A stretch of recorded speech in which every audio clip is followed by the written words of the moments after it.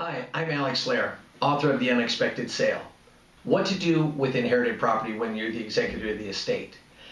A question I get asked, and it's actually a more entailed and complicated question, is what to do, or actually not what to do, is what's the difference between selling a property requiring court confirmation or one that doesn't? And there's two functions there. One is called the Independent Administration of Estates Act. That allows the executor to act independently on their own behalf. The courts are still there reviewing the entire process once it's completed and making sure that everybody was happy during the process. The other way is court confirmation.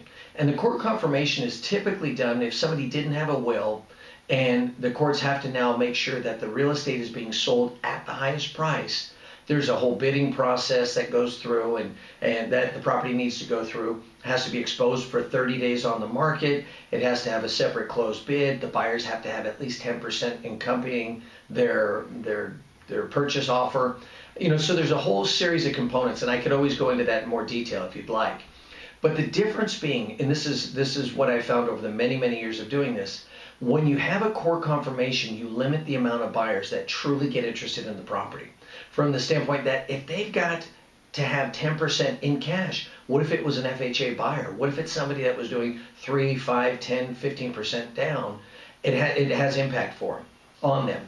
So subsequently, if you are able to do it under the Independent Administration of Estates Act, that'll allow you the ability to go ahead and sell the property. You still notify the heirs with what's called a notice of proposed action. Before you put the property on the market, you tell them. Before it actually goes into contract, or once it's in contract, you tell them that it's been sold for a certain price through that notice.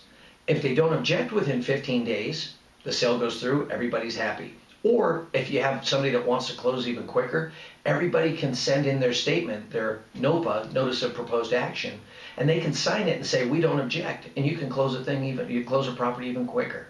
So it allows you greater autonomy, it allows you a little greater speed and more flexibility in a changing market. So my suggestion is, if possible, do that. If you have to go court confirmation, we can discuss the whole process and how that impacts you. Either way, I'm happy to fill you in on any additional details. Thanks for checking in.